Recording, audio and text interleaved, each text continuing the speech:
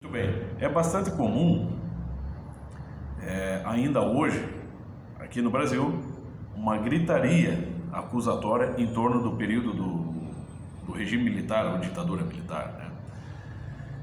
E também é bastante comum que ainda apareçam por aí tipos, né, que percebemos, né, pela aparente idade, pertencem a uma geração anterior à nossa, né? Vamos dizer assim, uma geração mais psicodélica, mais Woodstock, né, beatnik.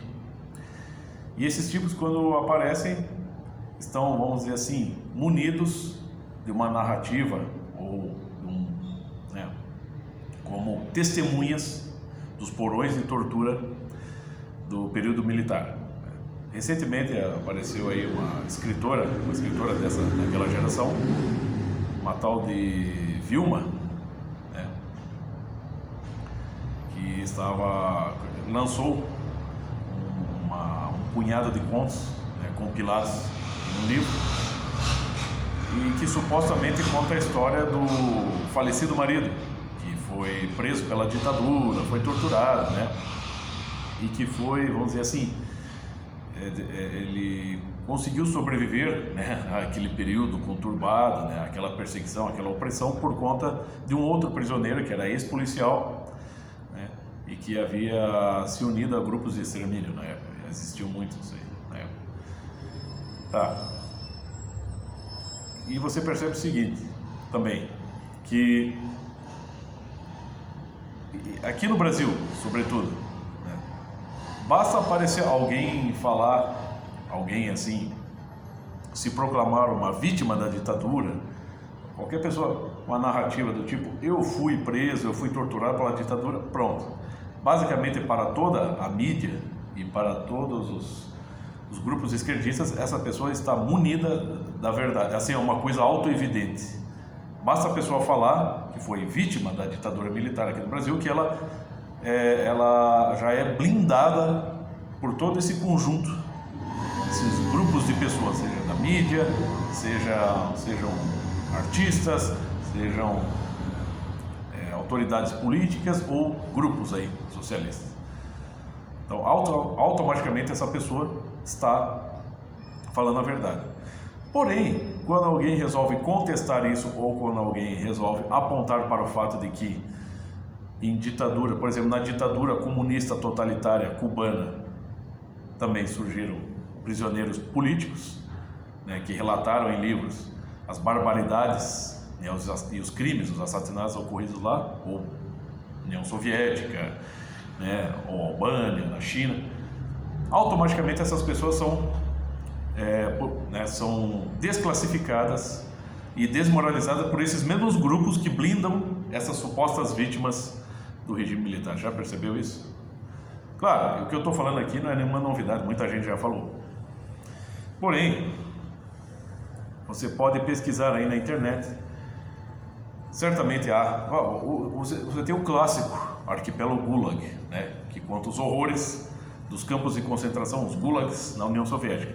Você pega mais recentemente, parece estar meio esquecido, né, o autor cubano Antônio Valadares, que escreveu Contra Toda a Esperança, descrevendo também os horrores do regime totalitário cubano sob a égide de Fidel Castro, e o que ele sofreu nos porões da ditadura cubana totalitária.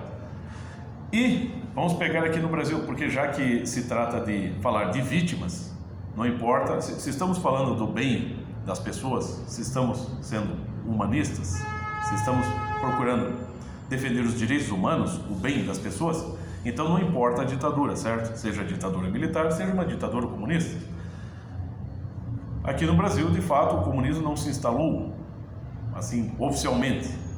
Não existe uma opressão estatal comunista. Você pode uma opressão indireta, por exemplo, agora com novamente o governo PTI. Mas você tem, por exemplo, as intentonas, os grupos, né, por exemplo, PCB ou PCdoB, entre outros, que sim, mesmo não estando no poder, geraram vítimas, né, causaram, né,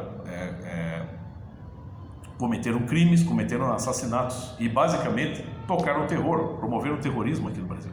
a intentona comunista de 1935. E aí você tem uma relação com o período da coluna Prestes, né? Luiz Carlos Prestes, certamente um dos maiores líderes comunistas do Brasil, e tudo isso se remete ao quê? A um caso específico e que é, vamos dizer assim, explícita e voluntariamente ignorada ou ocultada por toda a mídia brasileira, por toda a cultura panfletária brasileira, enfim, por todos os grupos aí que de fato estão de posse dos documentos e que tem toda a chance de contar a verdadeira história, por exemplo, do movimento comunista aqui no Brasil, mas não conta.